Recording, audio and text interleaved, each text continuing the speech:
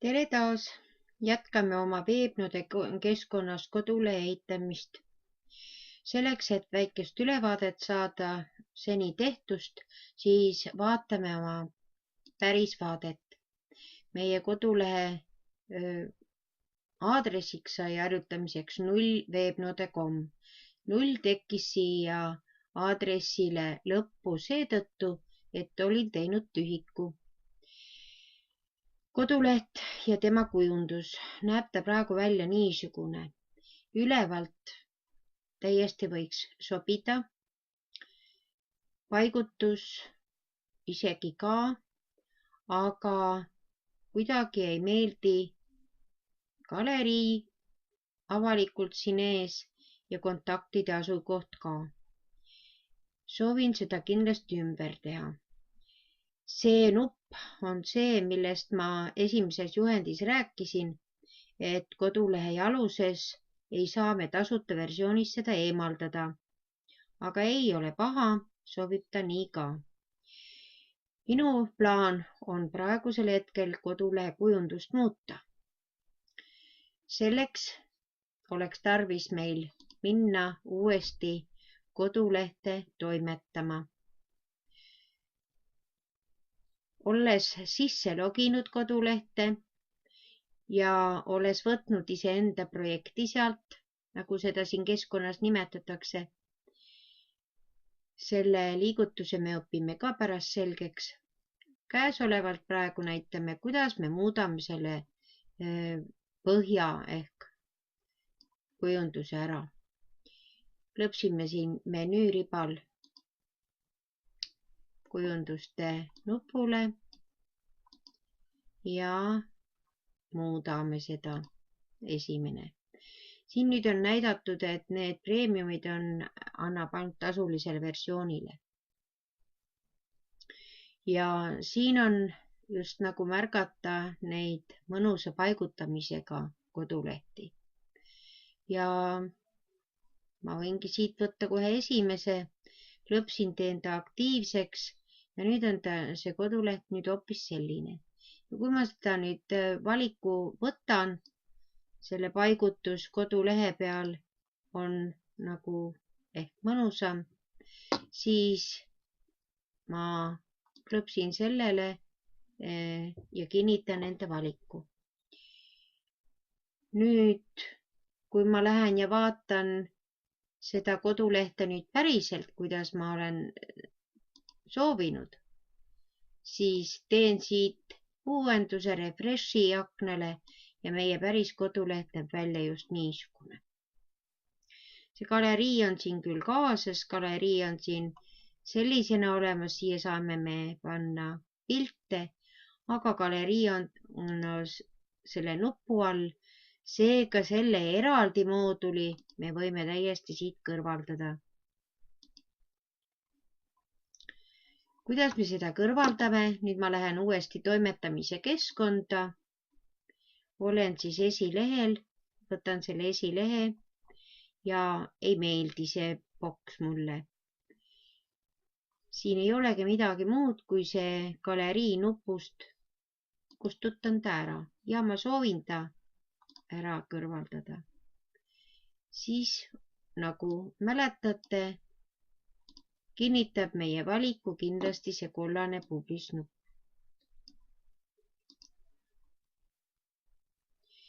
Teeme nüüd nii, et muudame kõik need lehed selle kodulehe peal ilusasti menüüs ära. Menüü on meil praegu, vaadake, võõrkeelne.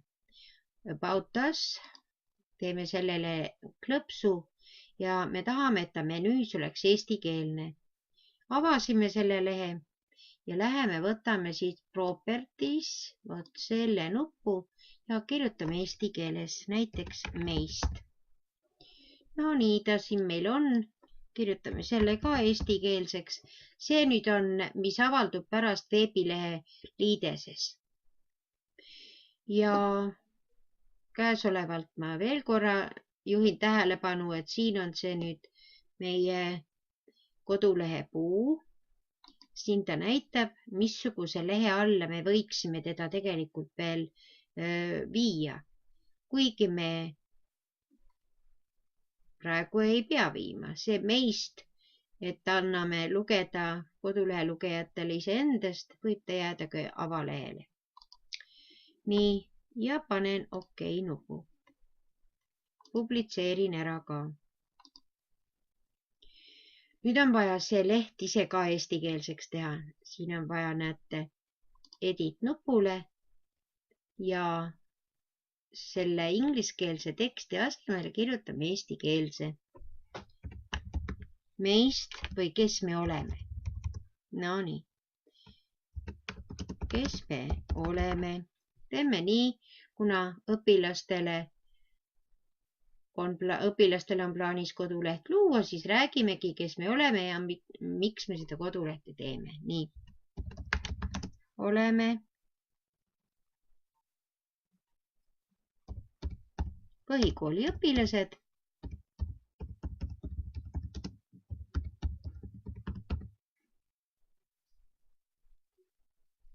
Ja siit nii edasi. See on väikene pealkirja osa. Siia lisad uue mõtte. Enteriga alla ja sa saad tekitada endal niisuguse vaheboksi. Aga hetkel siis, kui me oleme siin muudatusi teinud, salvestamisnupuga publitseerime ära. Pidime menüüst järgmise lehe võtma. See on üks huvitav võimalus siin keskkonnas. Kontakteeru või asukoht kaardil. Nii, asukoht kaardil on siin näidata ja selle me saame iseenda kodukoha järgseks panna. Eestikeelne pealkiri menüüsse, properties. Kontakteeru või asukoht kaardil.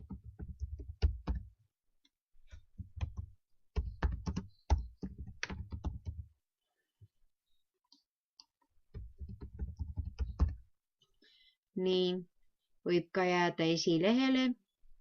Panen OK. Publitseerin ära. On eestikeelne. Teeme ta nüüd siis siin päris lehe peal ka. Mitte ei pea alati edit nupu peal. See on loomulik, et see on toimetamise nupp, aga kui sa teed topelttiireklõpsu siin sellele lehele ja siis avab ka meil see võimalus. Nii, kontakt. No, aga selle osa me võime täiesti ka ära kustutada. Aga ta on meil siin olemas. Nii, kirjutate te nüüd oma kontakti kohta. No.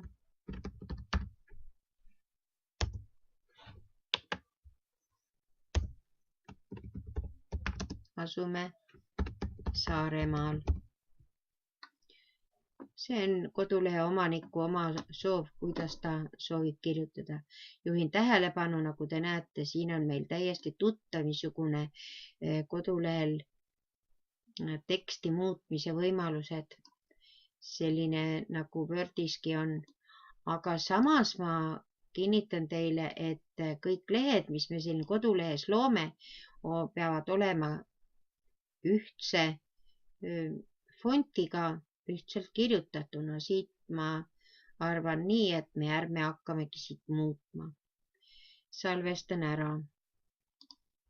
Nii.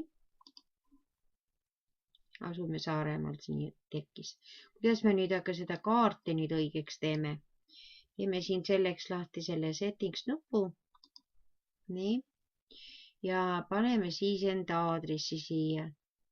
Ja tegelikult oma kodust aadressi kindlasti me ei pane, aga kuna meil on see õpiotstarbeline, siis paneme siia kooli aadressi. Kooli tänav. Meil on ta 4. Edasi on Kärla, Saaremaa, Estonia või Eesti. Siin on selle kaardi suurus ja tema asukoht. Nii. ja no siin ta käsib otsida, aga ta tegelikult leiab, kui ma panen siit okei, leiab selle meie asukoha kohe ära, näete. Kaart viib meid Kärlale.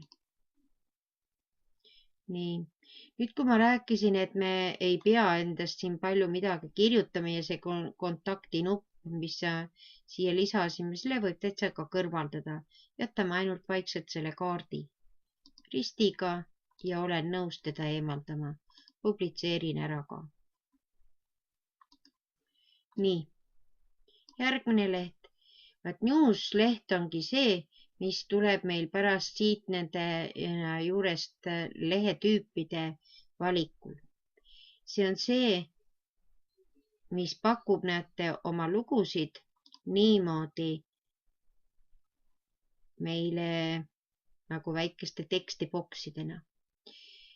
Noh, news on uudised, meil on see leht lahti, teeme lahti nüüd properties, kirjutame sinna uudised.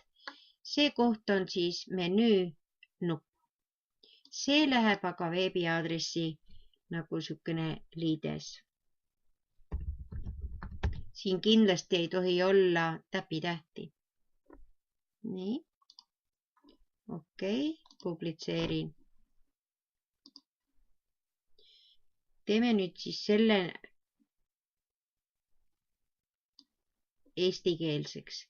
See, et siit see ingliskeelne news kaoks, meie peame minema siia menüü riba peale, leiame nüüd vaat selle artiklid. Ja näete, see news on meil siin.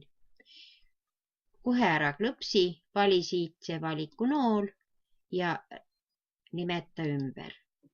Siin me saame teda eestikeelseks panna. Noh, hetkel on ta meil uudised, aga selle mooduliga me võime avaldada iseenda kodulehel ükskõik siis nagu missuguseid teateid, uudiseid või teksti. Nii, nüüd see settingsi nupp, avame selle ja see on selline selle boksi tööriistanupp.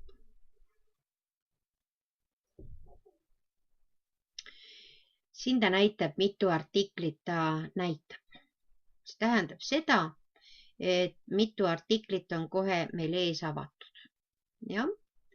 Ja see 300 ühikut näitab, kui pika osa ehk mitu sümbolit ta meil siin näitab. Sümbolite juurde selle 300 sisse lähevad ka need ühikud. Hetkel, nagu te näete, täitsa sobib. Siin ta annab, et kuupäevadega järjestada, näete, siin on kuupäevad ja iga värskem artikkel tuleb ülespoole. Nii, panen siin okei, ma hetkel midagi siin ei muuda.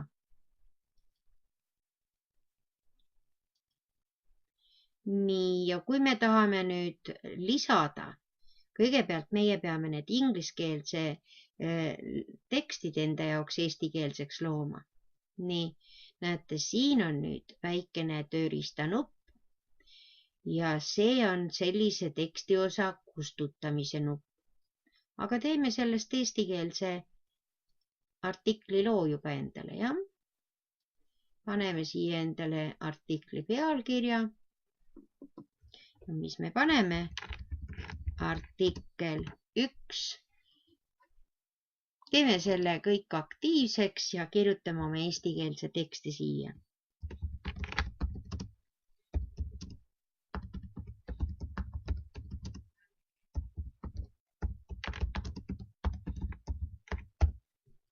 Kirjuta oma eestikeelne kodulehe artikkel. Koduleht peab olema sisukas. Nii, nüüd on tags, need on märksõnad. Märksõnad tegelikult on, kohe vaatame, näete, siin ta tuleb meil kohe avalikult ja ta aitab meid nagu kiirleidmisega. Vaatame ja paneme. Praegu paneme. Kui ta on meil temaatiline, siis on meil hea neid teemasid üles panna. Paneme siis praegu teemaks